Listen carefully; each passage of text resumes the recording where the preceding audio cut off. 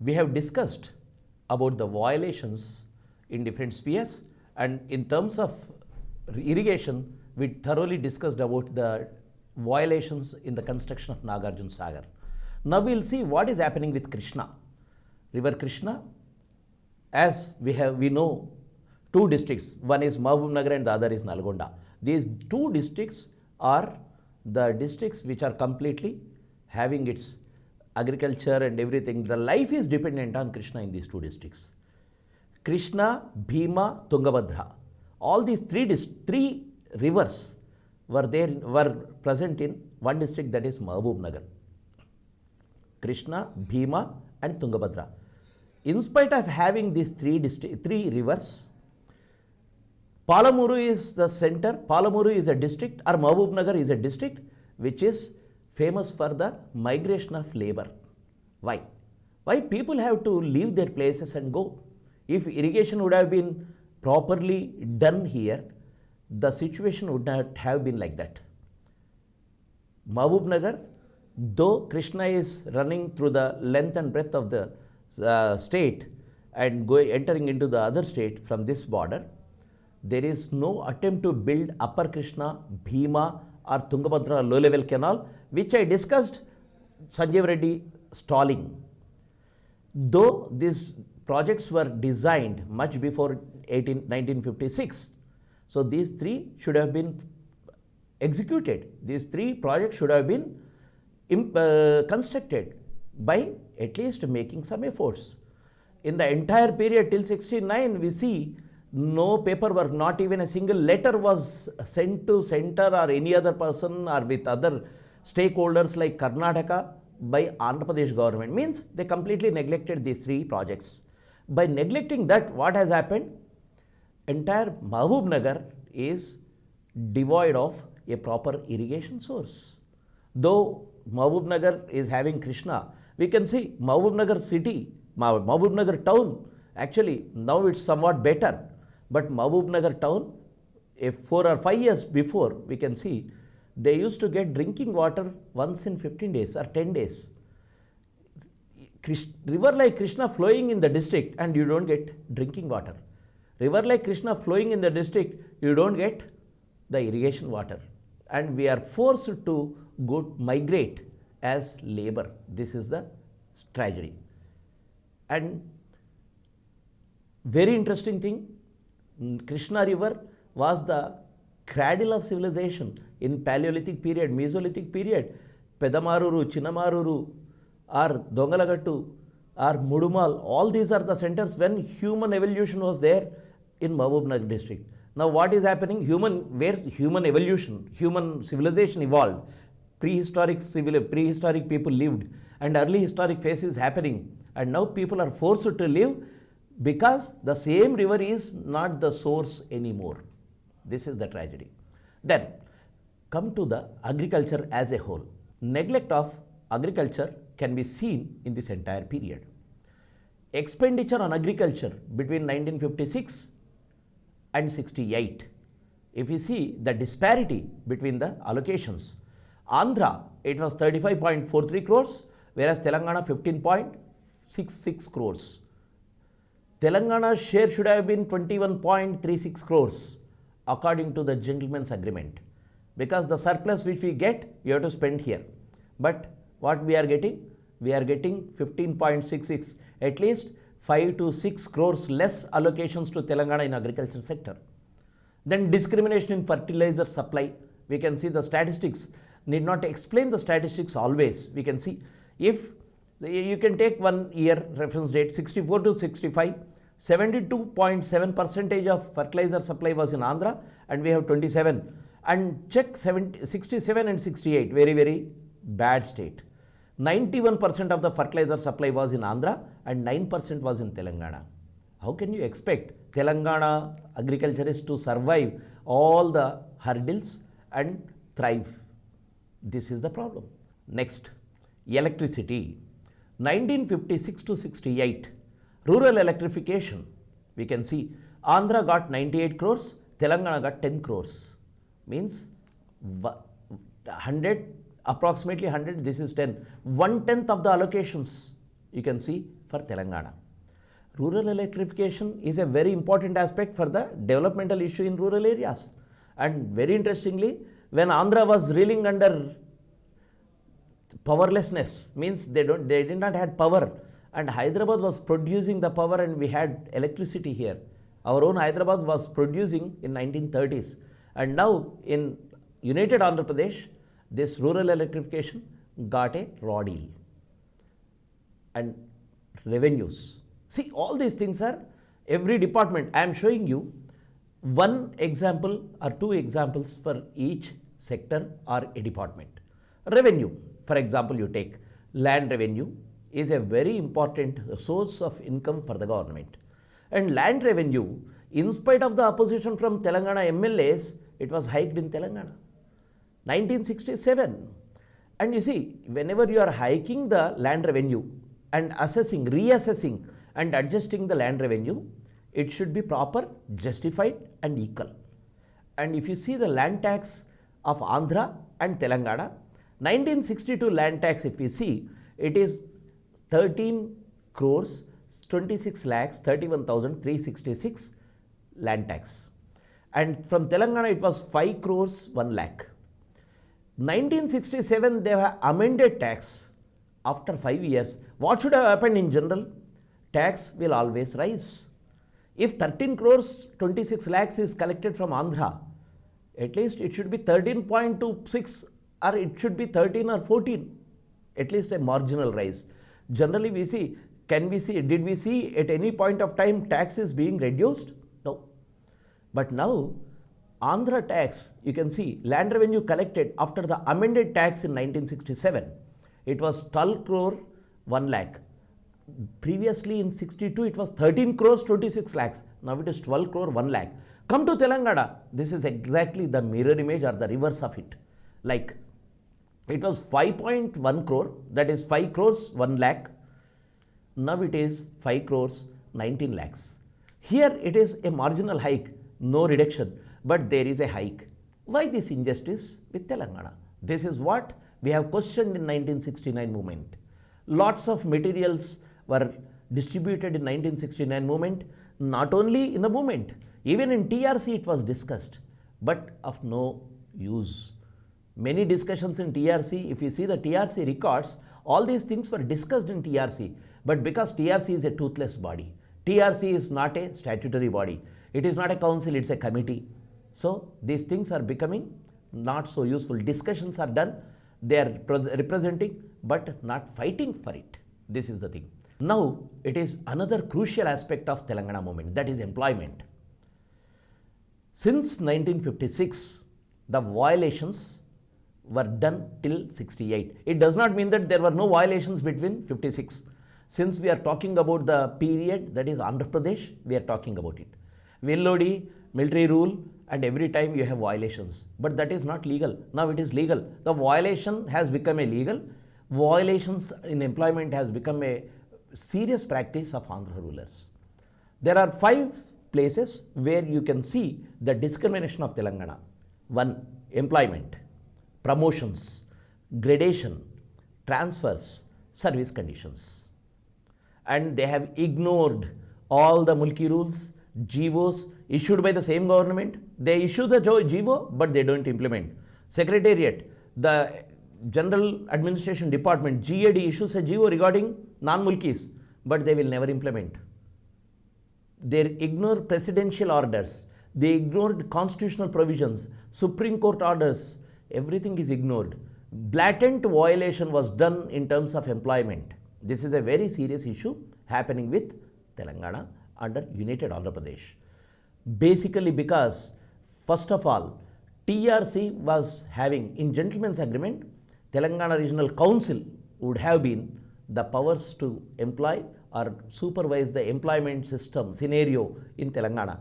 Now employment is not under TRC, so you can do anything, whatever you want. So center issued in 1956, Telangana and Andhra merged, and now it is Andhra Pradesh. Like Andhra Pradesh, there are many states in the country which were having their own mulki rules, own rules for employment. So to bring commonality, center has issued the Public Employment Requirement to Residents Act 1957. This was brought in on 7th December 1957, which abolishes different types of mulki rules in the country. Means all the mulki rules will go at once with this act, 1957 act. But they gave exemptions to Telangana, Manipur and Himachal Pradesh, Tripura. Because of the historical conditions and background of these states, they exempted these states from the act which was centrally promulgated, that is 57 Act of Public Employment. And accordingly, they brought in the rules in 1959. They called it as Andhra Pradesh Public Employment Requirement as to Residence Rules 1959. This was introduced and this will be applicable for Telangana for recruitment in government and local bodies, except the Cantonment Board. Cantonment Board, for example, Cantonment Board is there in Hyderabad or Secunderabad. These rules will not be applicable for Cantonment Board employment. That is a different purview. So, government and local bodies, you have mulki rules. Andhra Pradesh Public Employment Rules 1959 says, the first point, 15 years of residence, a local, and only locals are eligible for the, remember, this is very crucial point. Every second vacancy out of 3, there are 3 vacancies like this. Every second vacancy out of these 3, every second vacancy is for the local, in secretariat, HOD offices in Hyderabad and Secunderabad. HOD offices in Hyderabad and Secunderabad has to be written because if you just say HOD offices in Hyderabad, if any HOD office, any department is having its head office in Secunderabad, simply they can violate and say, you have said only Hyderabad, so we will violate. So HOD offices in twin cities plus secretariat. So the mulki rules will apply. RDO will certify that this person is a mulki, and this is applicable only for the non-gazetted posts. This is the essence of the mulki rules 1959. Tragically, previous mulki rules under Nizam or Hyderabad state had another provision, that is even gazetted posts were under mulki rules. Now what has happened? These mulki rules are applicable only for non-gazetted posts. So this is one loss. And then even after this, you can see the violation was done in a very treacherous way, and they have used all the ways and means to deceive the rule. Like first thing is a mulki has to be appointed in secretariat and HOD departments. So what they did was blatantly ignored this rule and appointed Andhras, number 1. Second, I just talked about the every second out of 3. What is happening? 2 out of 3 were reserved for Andhras now. When you say out of 3, second one is reserved for Telangana, what do you should understand? These 3 are open, but this is reserved. But what Andhras did was, this is a concept of reverse reservation. How they have reserved reversely? This post is for Telangana and these 2 are for Andhras. So in this reverse reservation, what has happened? It is not 1 post for mulki, it is 2 posts for non-mulkis. Is it not a reverse reservation? And for the second post, they will not recruit any Telangana person. As the mulki rule says, the condition is every second should be given to a mulki. What did they do? They did not recruit any person in the second post. Said the people who are coming for the interview or the examination or something, whatever it is, we did not get a qualified person for this post. So automatically what will happen? These 2 posts will be filled by Andhras and this post will be a vacant. And again piling up of all the vacancies, finally the same thing will happen. So as a result, you get more and more opportunities for Andhras and less opportunities for Telanganas. 2 reserved for Andhras, 1 reserved for Telangana. 1 reserved will not be filled and 2 open for Telangana will be filled by Andhras. So where is the Telangana? That is how we have seen a very few people in the secretariat in the next phase, even in the last phase of our Telangana station. We could see only a few people in class 4 posts from Telangana, and remaining HODs and many people are from Andhra in secretariat. That was the state of affairs in 2013 or 12. So exemptions were made to violate all these things. Like wife is working here or husband is working here. So spouse clause is one thing. Second is non-qualified locals are there. So fill someone from Andhra. Temporary adjustments or mutual transfers, border areas, they give something and just some person from Andhra will come into Telangana region and then finally settle down here. Dependents are refugees and army personnel, especially from Burma and army personnel. So this is one class. So you make some certificates and you can get a reservation in here, exemption. Then on humanitarian grounds, health ground or something else. So finally, these 6 methods were used to violate the Mulki rules, and finally Andhras are settling down in the employment. Posts allocated for Mulkis were first abolished, then filled with Andhras, as we have seen. Second employment, second post, what they have done, they did not fill. Finally, merged with the new posts, you get more number of posts for Andhras. 1,50,000 Telangana employees were harassed by the Andhra officers. As we have seen, service conditions is one of the important aspect. Andhra officers were harassing these people and saying that you people are incapable, incompetent, you don't have much knowledge, all these things they were talking. So this is one thing. According to some of the statistics, teachers, 2,500 non-Mulkis were appointed as teachers in Telangana because the class, as I said, exemption, no qualified local is the pretext. When you have no qualified teacher, you can appoint a qualified one. You can anedi ledu, kani they have appointed non-locals, saying that there are no qualified locals. Why there are no qualified locals? Because we don't have enough teacher training institutes here. So teacher training institutes, Madras or some of the other centers, so trained teachers are coming into Hyderabad because they are saying that there are no qualified teachers in Telangana. Teacher training institute, basic trainings and all these things. So we don't have. So as we remember, in gentleman's agreement, what they were discussing, improve all the educational facilities in Telangana. You have to improve the facilities. You have to reserve the seats for Telanganites in those institutions. You don't improve, you don't reserve, and you make all the violations in jobs. This is what opportunist leadership of treacherous, blatantly violent, opportunist leadership of Andhra did. For example, you can see how, they have retrenched 44 employees in forest department. These are the statistics of this period. Who collected all these things? One is TNGOs, and some of the books which were written during this period, 69 movement, they have come out with the clear statistics, cases. 44 retrenched Andhra employees in forest department there were recruited into Telangana. Now who is losing? Telangana people are losing. They have retrenched there and posted here, appointed here. So it is minus 44 plus 44. It should have been 44 Telangana people, and more number of people should have been appointed in forest department in Telangana, and you are losing all the posts.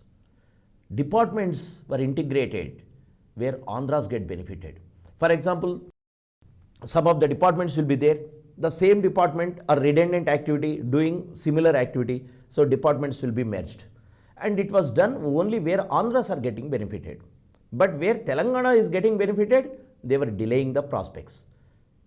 Why? Because if you delay the thing, you can postpone the gradation.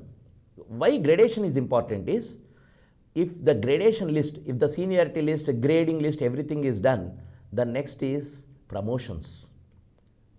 You can promote Andhras if you have a gradation list.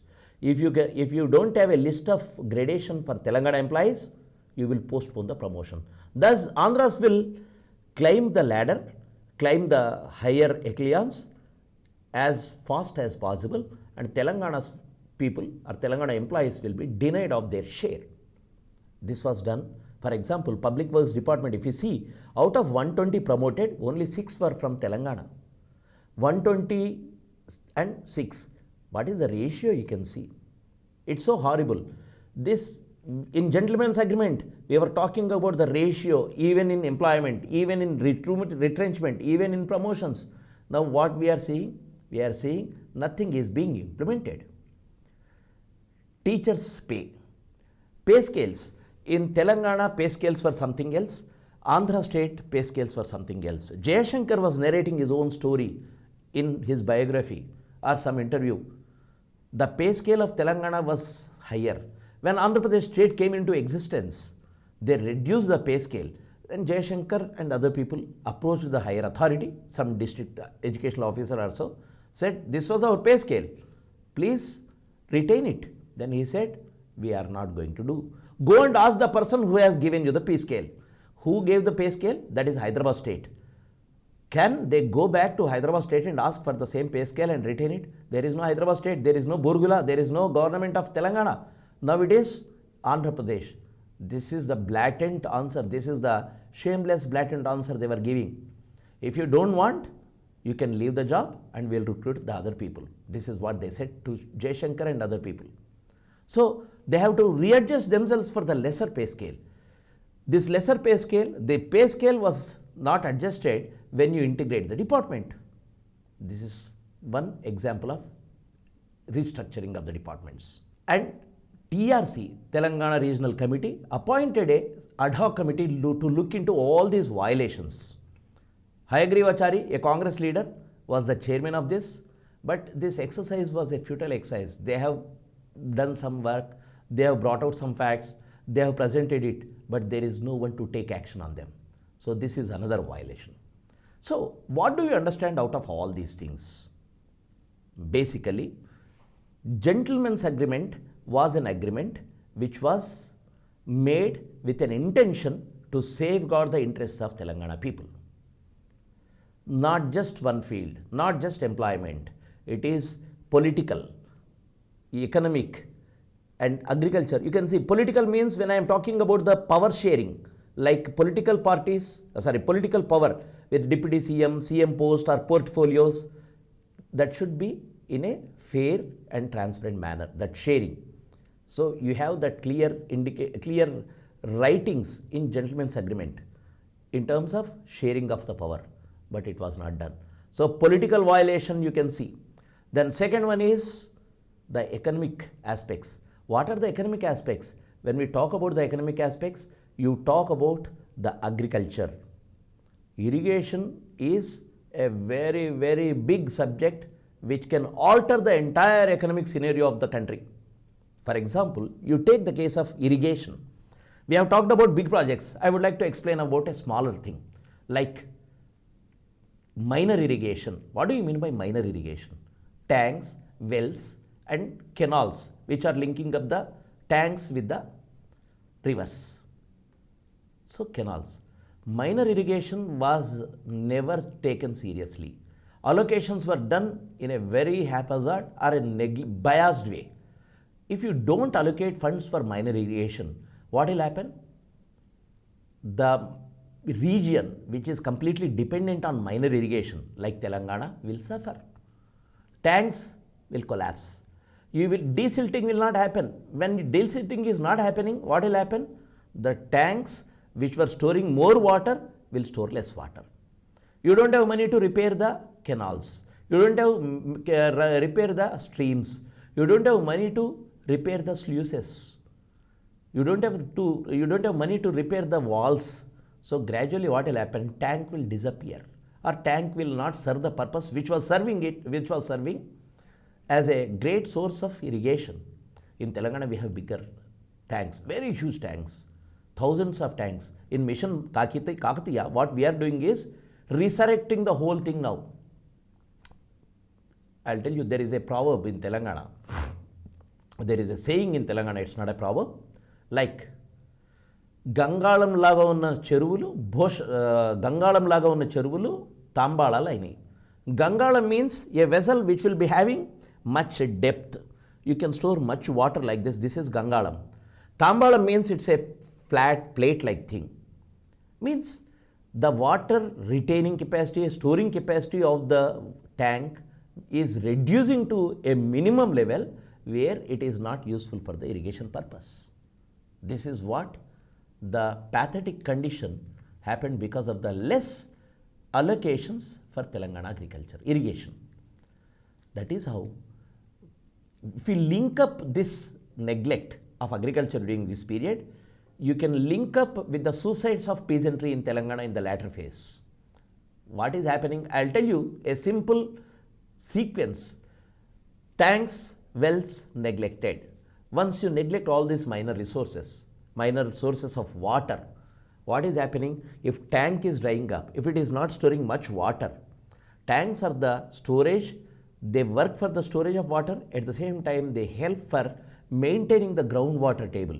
If you don't have groundwater table, if the tank is not stored well, the groundwater table in the nearby areas are also falling.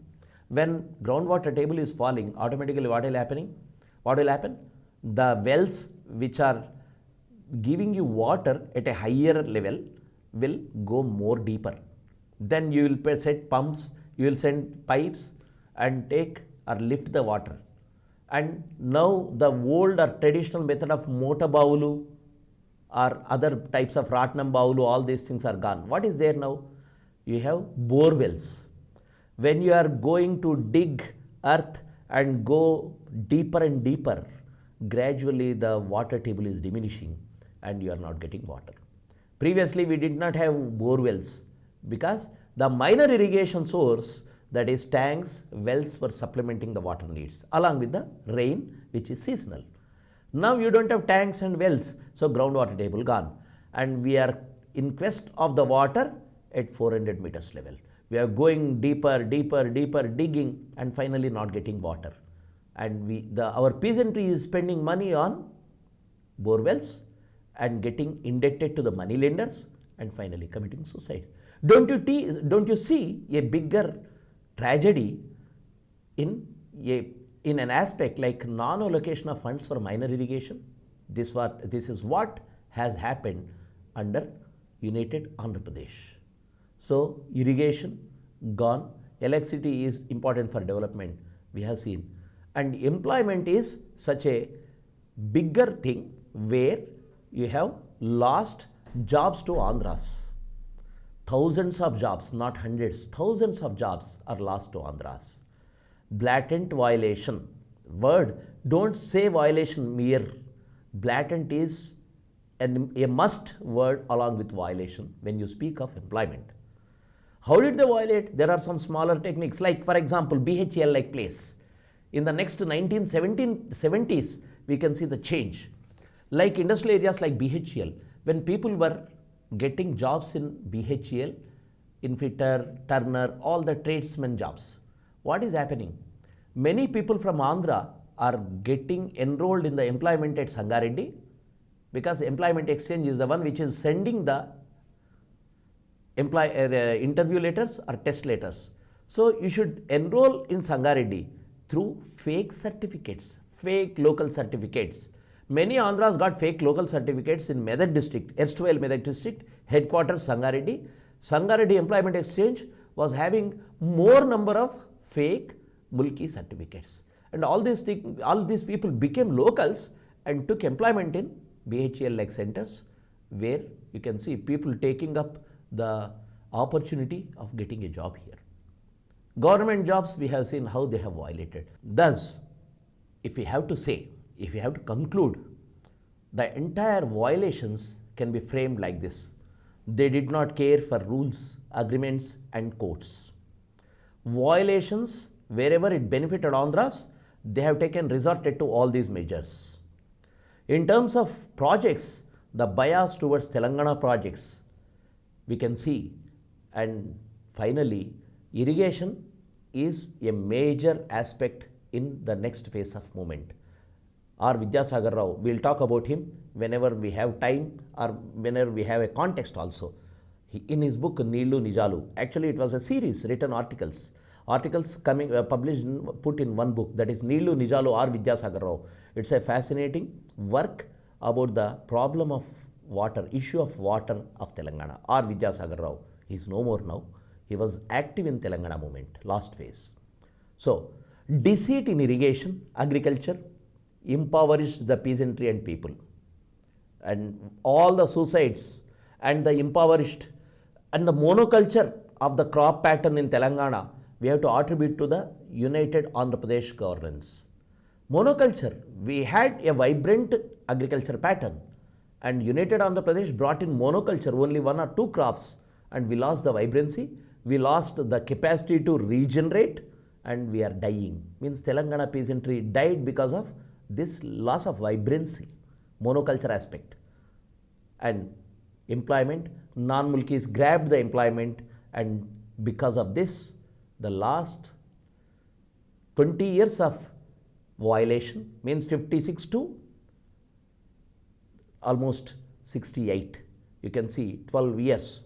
What is happening? All the violations. And before 56, at least you can start from military rule. 40. You can start from 50. 50 to 68. Almost 18 years of subjugation of Telangana by different means, deceit and violation is the spark which has lit the prairie fire of 1969. There is a famous saying, a spark can lit the prairie fire. Because we will be talking about 1969 agitation tomorrow in the next class. So I am talking about the spark.